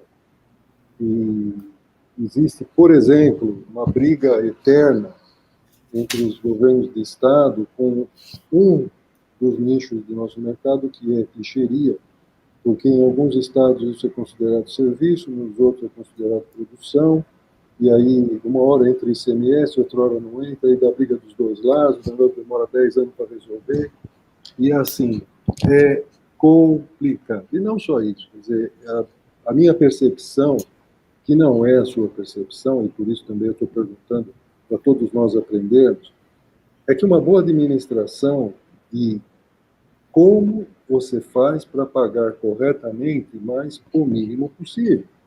Porque nós temos, na verdade, 68 impostos diferentes, cada um com um nome diferente, cada um com... Isso aqui é coisa para doido. Quando eu falo isso para as empresas lá de fora, os caras dão risada na minha cara, dizem que eu sou mentiroso, pescador, que é conversa de... Mas é verdade. Então, assim, quase Juro, hoje, o pequeno empresário, ele abre a empresa porque ele não sabe o que ele vai pagar. Ele fica sabendo depois. Se ele soubesse antes, ele vai para o susto, né? Vai para o susto. Eu vou te pedir um minutinho. Você vai começando a falar que eu tenho que só... Vou passando com o pessoal aqui alguma coisa, e aí a gente já finaliza aí, não tem problema. Então, gente, o Miguel falou uma questão aí de impostos, mais de 60%, a situação realmente é bastante complicada, não é tão simples assim. Hoje em dia, para você ter uma adequação bem correta em relação à tributação da empresa, cada tipo de empresa que você tem, cada tipo de imposto que tem que recolher, não é tão simples. Inclusive, é muito usado aquele nome simples, e que o simples, na verdade, não tem nada de simples nele. A gente vai falar um pouquinho sobre isso daí, vocês vão ver que, lógico, é mais simples do que o lucro presumido, por exemplo, um lucro real e tal, mas não é tão fácil assim. Só para dar uma passada para vocês rapidamente aqui, eu não sou muito bom com números, mas eu até às vezes faço algumas anotações aqui para não esquecer, mas são mais ou menos por volta de 90 tipos de tributos possíveis dentro do nosso país aqui, das mais variadas formas, das mais variadas alíquotas de recolhimento, e isso deixa qualquer um maluco. Até para contador bem experiente não é mole, tá? Você tem aí os impostos federais, estaduais, municipais, tudo pago separado, às vezes não sendo pelo regime simples, que aí vem uma única guia, que é a DAS, os demais você vai recolher tudo separado. E não é fácil, as alíquotas aí dependem do tipo de empresa, uma série de coisas. Mas o que a gente pode falar para ajudar um pouquinho nessa situação aí de vocês, de um primeiro momento, de uma forma geral? Lógico, obviamente, que depois, aí, se for o caso, cada qual tiver uma necessidade diferenciada, a gente entrar em contato com a gente ajuda sim, sem dúvida nenhuma. Mas vamos lá, alguma coisa que dá para vocês terem uma ideia aqui, até anotei uns dados aqui importantes para vocês terem uma ideia de como é que funciona. Impostos federais são em média de 60% dos impostos todos feitos hoje. Os estaduais, 28%, e aí o restante municipal. Essa questão de ICMS, que é o estadual, é bastante complicada, porque cada estado tem a sua alíquota, via de regra, a compensação disso é extremamente difícil, tá? Não é simples. Um dos estados que ajuda um pouquinho mais em relação a isso é Santa Catarina, então lá eles têm uma facilidade um pouco melhor de compensação, então isso aí é mais fácil para você poder estar usando isso quando precisa, mas o que o Miguel falou realmente é verdade, a questão de ICMS é bem difícil. E aí você vai entrar, viu, Miguel, estava falando aqui já um pouquinho das taxas dos tributos, que você me falou em 60, né? É mais ou menos um pouco mais, são 90. Então você está... Eu estou atrasado, eu tinha na cabeça que era 68. Eu estou atrasado. Se não me engano, o último número aí é 92, se não me engano, mas é por aí. Então, eu estava falando para eles que a questão de ICMS, INSS, ISS, é tanto S, que o cara fica, às vezes, até meio louco para saber o que ele tem que pagar, o que ele não tem que pagar. Então, aí, onde que a gente entra? Quando você vai abrir uma empresa, primeira coisa, você tem que saber o que você vai fazer, para que serve a empresa. E ter uma ideia, mais ou menos, de faturamento, porque o enquadramento disso é muito importante, entendeu? Ali você vai ter uma modificação gigante de alíquotas, de impostos, uma série de coisas. Aliás, um detalhe bastante legal, só uma preliminarzinha aqui rápida, existe um negócio chamado MEI, né, que muita gente está usando aí agora. Não, vamos abrir uma MEI, que a MEI é bom, não tem problema e tal. Tudo bem, é possível, é bom, mas não serve para tudo. Eu já vi, a gente presencia isso aqui no escritório, de algumas empresas contratando 15 tipos de funcionário, tudo MEI. Eu falei, mas qual é o sentido disso? Não, porque você não vai recolher nada, não tem que registrar. Eu falei, mas você está lascado, porque você acha que você vai sair da obrigação? Não vai, você está criando um monstro. Entendeu? Às vezes o cara contrata aqui um faxineiro, contrata uma recepcionista e bota MEI. Entendeu? Eu falei, qual é o sentido? Nenhum, porque o cara está lá trabalhando todos os dias, ou seja, ele tem a relação de emprego, o vínculo empregatício dele está lá, porque ele chega das 8 às 5, então ele está lá todo dia, tem uma rotina, tá? E todo dia 5 a MEI emite uma nota e o cara paga na conta do cara todo dia 5, ou seja, você tem subordinação, vínculo, salário, tudo. Né? Então, quer dizer, quando esse funcionário MEI sair da tua empresa, ele vai meter uma ação trabalhista em você lá e requerer o vínculo empregatício e vai ganhar. Não tem o que falar, a rotina está toda feita. Então, MEI é bom, mas assim, uma moça que está trabalhando de manicure, um cabeleireiro, são pessoas que prestam serviço em vários lugares, em várias alternativas, em vários horários e tal, então ele tem que emitir uma nota, ele tem que ter uma documentação do CNPJ que é importante, então é legal. Agora, para dentro de uma empresa você contratar um MEI, esquece, isso é loucura. Não tem jeito bom de fazer isso. é fria. É que nem quando você contrata um terceirizado para prestar um serviço para você por contrato de prestação de serviço, e o cara só faz serviço para você, dentro da casa dele, e ele emite uma nota para você mensal. Todo mês emite uma nota de 10 mil reais, todo mês. Nota 1, 2, 3, 5, todas. Aí, meu irmão, você vai ter um problemão. Então, contrate, é mais barato, é menos problema, entendeu? Você não vai para o risco, é muito mais fácil. Eu vou até falar um pouquinho sobre isso mais para frente, um pouquinho em relação a ser amigo do leão, entendeu? Porque quanto mais amigo do leão, mais barato é. Vai por mim, entendeu? Não tem erro. Então, vamos lá, voltando só um pouquinho da parte dos impostos que eu estava conversando aqui. Os federais, mais ou menos 60% dos impostos são federais, 28% são estaduais e o restante municipal. Então, cada empresa tem uma adequação e aí o cara vai ter que se ajustar no que ele está fazendo. Muitas empresas abrem de qualquer jeito e o contador, às vezes, talvez um pouco inexperiente, abre uma simples, vamos embora. Necessariamente a simples, às vezes, não é um bom negócio, porque a simples não é tão simples assim. Só para você ter uma ideia, eu fiz uma anotaçãozinha aqui, a variação de recolhimento fiscal da simples vai de 4% a 33%. Então, às vezes, não vale a pena, entendeu? Você está lascado, entendeu? E o imposto acaba ficando mais caro. E aí você tem, dentro da simples, você pode ter a MEI, você pode ter a micro e você pode ter a EPP, que é baseada em faturamento. Né? Então, a MEI, até anotei aqui para não esquecer, porque eu já falei, número aqui para mim não é meu negócio. Então, a MEI você vai ter 81 mil por ano, a micro 360 mil por ano, e a EPP de 360 mil, 4 milhões e 800. Então, aí você tem uma variação aí grande. Então, quando você já está no maior simples, dependendo do ramo de atividade, faturando 4 milhões e meio por ano, sai fora dessa vida que você vai ter problema. Ela está custando mais caro para você, já não vale mais. Eu fiz até um comparativo aqui, que me permite só ler uma linha aqui, que é para não esquecer, que eu até coloquei aqui, ó. Se você tem uma folha de pagamento que for maior do que 20% das despesas, vai para o simples. Você tem que fazer cálculo, você tem que fazer conta, porque se a sua folha de pagamento for maior do que 20%, você não vai aguentar pagar os impostos depois. Você não fatura para isso, tem que fazer essa conta, entendeu? Então, o empresário ele tem que saber o que ele vai vender, o que ele vai trabalhar, qual é a margem de lucro, qual é o trabalho dele. Lógico, a margem de lucro hoje é um negócio complicadíssimo, porque a concorrência mata o cara, então ele está reduzindo. E aí, o que acontece? Aí a gente já vai entrar no ponto que eu queria. Ele reduz margem de lucro, reduz tudo. Então, ele deixa de pagar o funcionário, deixa de pagar o fundo de garantia, deixa de recolher alguma coisa. INSS, por exemplo, que é um problemão que ele retém, não recolhe, é crime, é OBO, tá? E... primeira coisa que aperta, o cara deixa de pagar o quê? Imposto. É um problemão, entendeu? Porque assim, Cláudio Salgado, mas para falar isso é fácil, difícil é fazer. Cara, eu sei, a vida não é fácil, ninguém falou que ia ser fácil, né? Entendeu? Então, quer dizer, vai ter que trabalhar isso diferente. Então, você tem meios de otimizar isso, trabalhar a sua empresa, regularizar a empresa de forma que você consiga, tá? Porque só um detalhezinho simples aqui para você, deixou de pagar o imposto, no dia seguinte já tem multa. Um dia, a multa já é proporcional gigantesca, entendeu? A multa varia muito. E aí, para você negociar isso depois, fica complicado. Tem empresas que dependem de CND, se o cara deixou de pagar, já não tem mais, entendeu? Aí, tchau, o CND dele, ele não consegue fazer uma concorrência pública, enfim, ele não consegue fazer uma série de coisas, ele vai travar, vai travando, uma hora ele realmente não consegue mais, entendeu? Então, você tem caminhos para você fazer uma operação um pouco melhor, para você ter um lucro presumido bem feitinho, um lucro real bem feitinho, uma simples bem feitinha, então você vai trabalhar. Mas não deixa de pagar. Porque essa questão tributária é muito difícil, é muito complicado. O cara que trabalha de uma forma que ele vai deixar de trabalhar corretamente, porque não está pagando imposto, aí vai pagando incêndio com outro e tal. E tem direitos trabalhistas, que às vezes as pessoas não sabem, que é muito importante você não deixar aberto.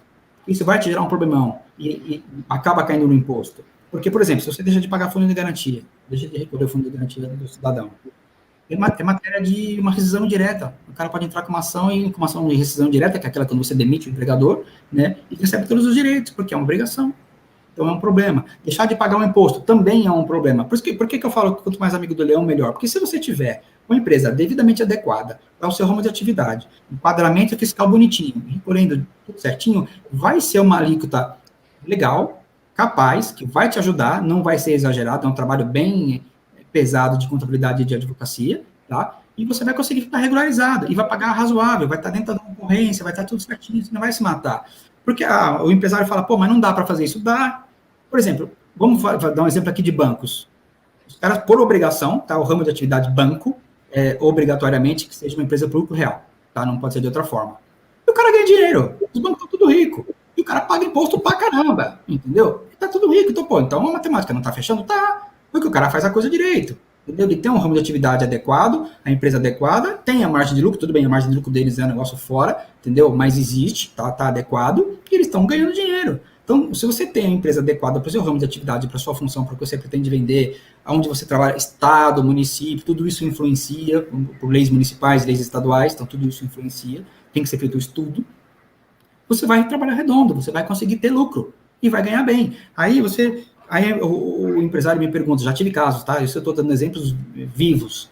Ah, poxa, a minha empresa está dando prejuízo e eu não sei onde que está o buraco da coisa, é uma empresa pequena, mas eu faturo 5 milhões de reais por mês e está dando prejuízo.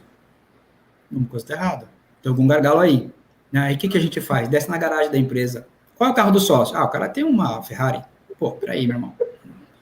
Não é assim que a coisa funciona, né? A empresa não pode pagar a tua Ferrari. Então, se você está querendo pagar a tua Ferrari, não é por aí. Então, você vai ter um buraco mesmo, né? Tem que adequar. Então, às vezes, o sócio está usando a empresa muito como paga minhas contas aí e eu não vou abrir mão de nada. Então, ele vai matar a empresa.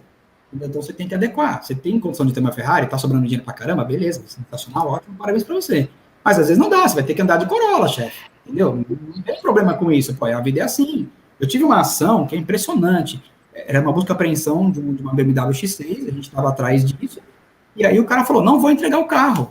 Vocês que achem, vocês que vão buscar, e vamos que vamos, e foi uma briga danada em audiência. A juiz falou, mas por que você não vai entregar o carro? Já está com uma ordem decretada, vamos mandar buscar o carro se eu não entregar. Não, porque quando eu chego numa empresa que eu tenho que me apresentar, eu tenho que chegar de BMW.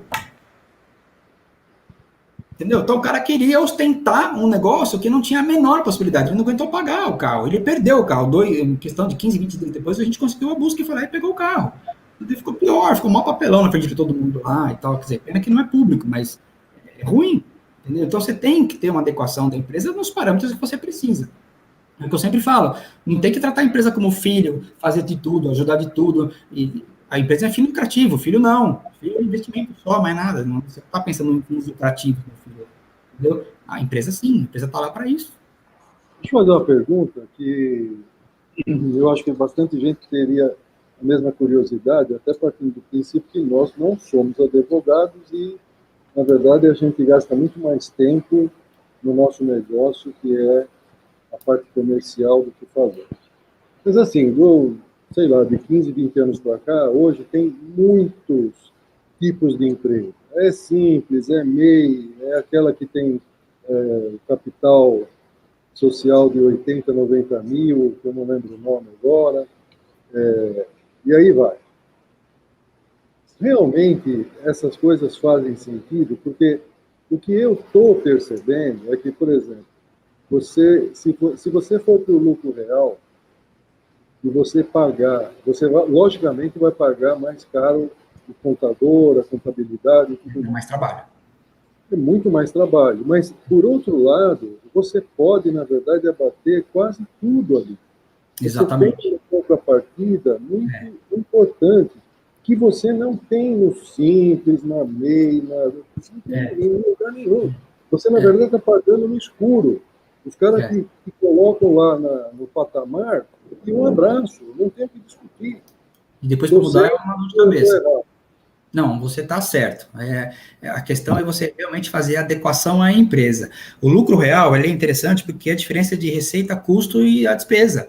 Então, quando você tem um lucro real, ele é legal porque você consegue contabilizar tudo que entra, tudo que sai e o que você vai pagar de diferença.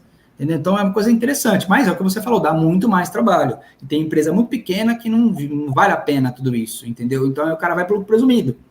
E aí, no lucro presumido, presume-se ponto e acabou. O nome já sugere, né? Presumiu o lucro e acabou. Ele vai te taxar e ponto final. E aí você tem, né, umas questões aí não cumulativo, o imposto tem uma diferença da alíquota tal, de lucro real para presumido, mas eu particularmente gosto de sempre estar adequando a empresa exatamente para o que você vai precisar dela. Para você vai pagar um pouco mais caro de contador, tudo bem, mas o benefício seu no final é muito maior, porque é o que você falou, no lucro real a compensação disso é muito melhor.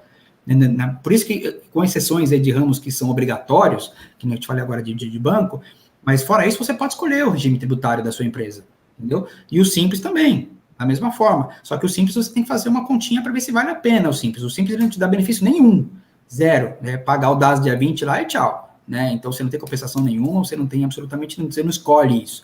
E, às vezes, mal orientado, ele abre uma empresa simples, fala, vou abrir o simples que é muito mais prático. Sim, ok, é muito mais prático mesmo, para todo mundo. Ele emite as notas lá do mês, paga no final, lá no dia 20, o contador só tem esse trabalho de fazer a emissão, a certificação disso. Entendeu? Só que para a empresa é ruim. Às vezes está dando prejuízo. Então, tem que sim fazer essa adequação, é muito importante isso, tá? É possível você mudar o regime fiscal da empresa, o regime tributário da empresa todo ano, então você pode fazer essas adequações quando for o caso. Então, agora a gente já passou a fase, né? No comecinho do ano, janeiro, fevereiro, você faz isso. Então, uma empresa aqui neste ano aqui, a gente pode usar o exemplo do ano passado.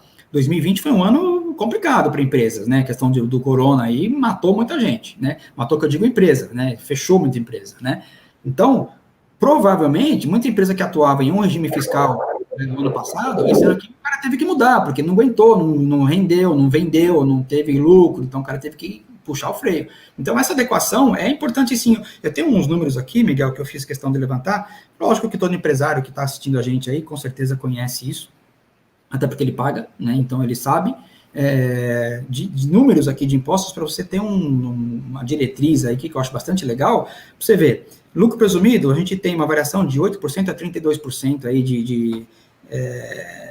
de recolhimentos, e aí vai, IRPJ 15%, CSLL 9%, PIS 0,65%, COFINS 7,60%, então se você começar a somar tudo isso aí, vai dar mais de 30%, tá? E aí você tem os impostos municipais, os encargos trabalhistas e tal. Então, o lucro real e o lucro presumido, você tem que saber adequar mesmo, porque você vai se arrebentar se você não fizer isso. Entendeu? Então, às vezes o cara fala, não, mas a empresa vai crescer. Fala, tudo bem, então quando ela crescer, você adequa. Por enquanto, abre numa simples. Abre numa PP, abre numa... Entendeu? Você vai se ajustando por aí, não tem problema nenhum. Então, a orientação para o empresário tem que ser muito boa, tem que ser muito legal, muito coerente. O contador tem que entender o que a gente está falando agora há pouco, tem que entender o seu ramo de atividade. O que você vai fazer? Porque, por exemplo, dentro do próprio Simples, tem inúmeros ramos de atividade no Simples, que vai basear em KNAI, tá? E aí você vai ter que saber o que você tem que fazer na vida. E esse KNAI, essa situação que muda a alíquota. Ah, vou entrar pelo Simples, porque eu vou recolher pouquinho lá, é 6% de imposto só, e tudo bem. Aí quando o cara abre a empresa, ele mete o KNAI, o imposto é 15%. E aí? Nossa, isso está cheio de situações. Pois é 20%. Aí mata o cara. E tem outra questão também. Às vezes o cara fala, não, vou fazer de qualquer jeito, depois eu faço um recolhimento lá e a gente vê como é que faz. Pô, piorou. Entendeu? Então, quanto mais amigo do leão, ou seja, quanto mais certo você trabalhar, mais barato vai ficar. E você vai ganhar dinheiro, vai ter lucro, vai estar tudo bonitinho. A empresa vai ter crédito, vai estar ótimo, você consegue se virar. E muita gente ainda fala lá, eu vou fazer, então, de qualquer jeito, um recolhimento dos meus funcionários, não estou nem aí com nada. Quando vier uma ação, a gente paga. É a pior coisa do mundo, fica mais caro ainda. Entendeu? Então o cara não paga imposto direito, não faz recolhimento trabalhista direito, coisa tá complicada. Tem um jargão que usam muito por aí, que até me passou pela cabeça agora aqui, que quando se faz algum acordo trabalhista, os empresários às vezes não sabem isso. Mandei o cara embora de qualquer forma, vou fazer um acordo trabalhista com ele lá, e vou pagar, sei lá, 10 mil reais, e libera o fundo de seguro, isso não é meu mesmo, é do Estado, é do governo. Muito engano seu, né? Esse fundo de garantia você pagou 8% durante todo o contrato de trabalho. E muitas vezes as pessoas não sabem que o seguro-desemprego você também pagou. Entendeu? Que é um pedacinho lá do PIS/COFINS, que é retirado daquilo que você paga de PIS/COFINS para manter a Previdência. Entendeu? Então, quer dizer, o cara está pagando também. Então, não pagar corretamente é sempre muito mais caro, tendo que você está pagando, às vezes, o dobro. Tem multa, você vê, a própria lei trabalhista te dá uma série de multas para não recolhimento. Lei fiscal, então, nem se fala, né? Se você fizer uma coisa errada lá, é 20% de multa, juros, multa, correção. Se vier uma execução fiscal, então você está lascado, porque o procurador já vai com 10%, 20% de honorários, porque os procuradores também recebem, né? E aí a tratativa disso é a pior coisa que tem, fica caro, então não é bom. Entendeu? Lógico que todo mundo deve ter gente me xingando aí, falar para pagar o imposto é fácil. Pô, eu sei, não é fácil, ninguém gosta de pagar imposto, ainda mais porque numa perspectiva geral, não muito detalhada, via de regra não se tem retorno disso, né? Então, quer dizer, você está pagando...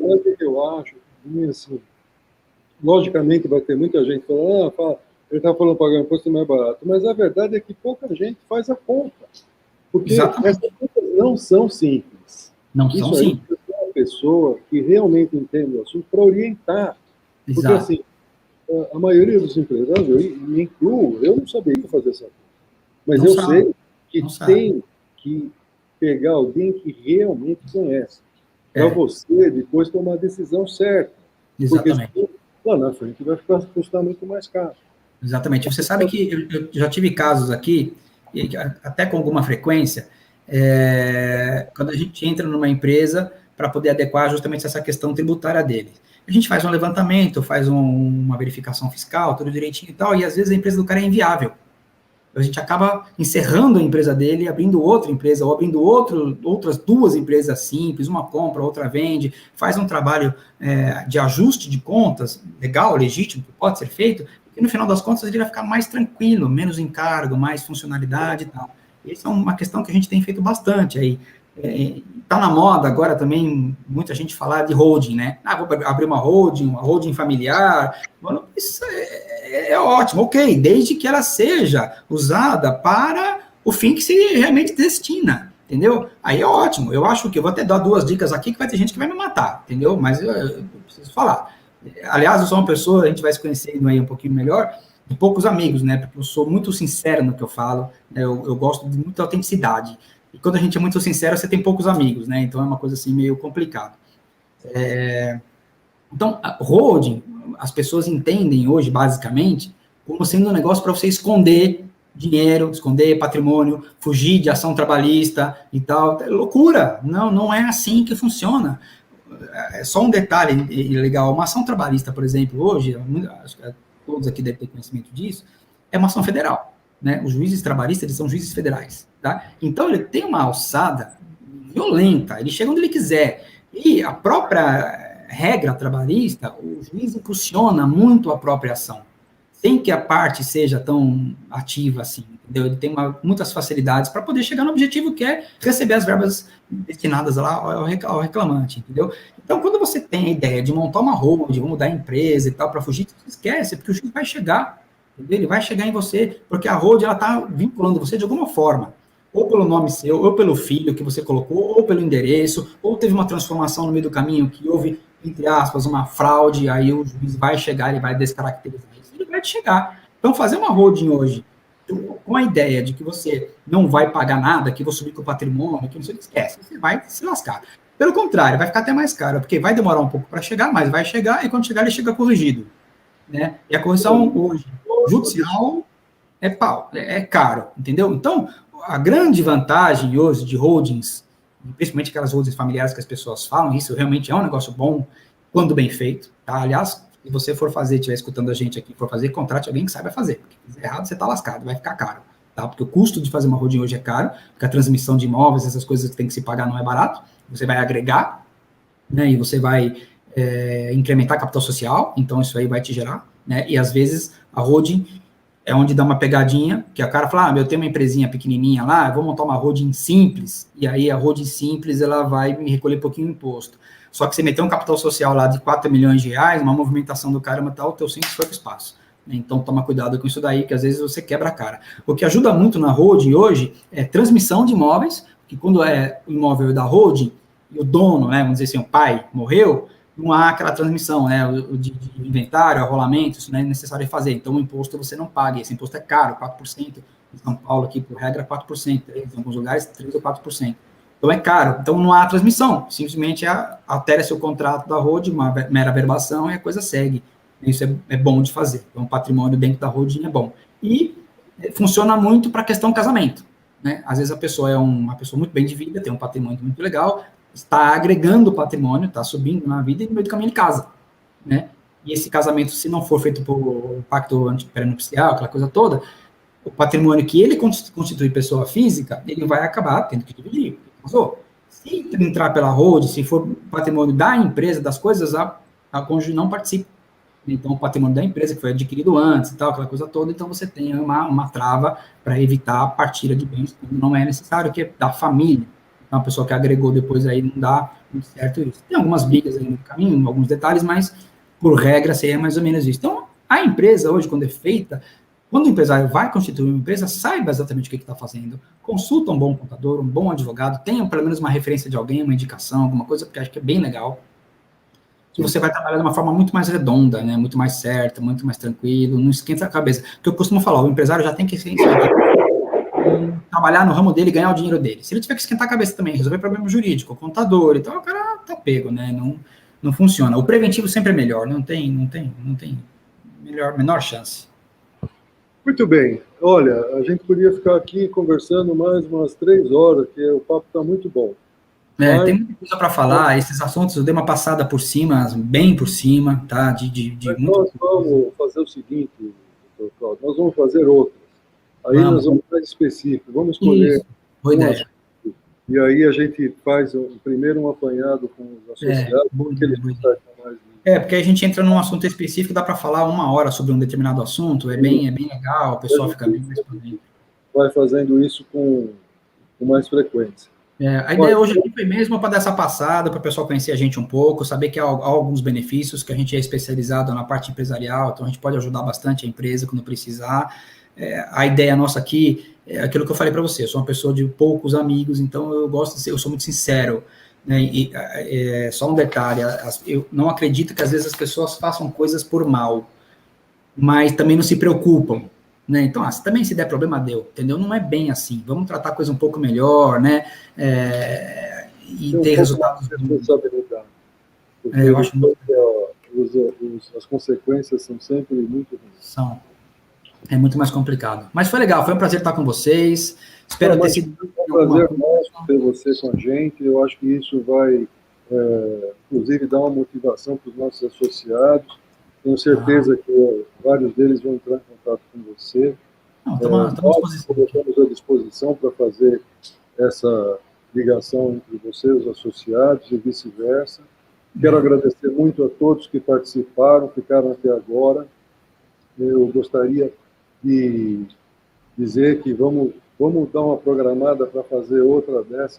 Nós temos outras e outros assuntos também que nós vamos fazer, mas eu gostei muito de ter feito essa primeira e acho que isso vai dar uma outra visão daquilo tudo que nós estamos modificando dentro da Biflex.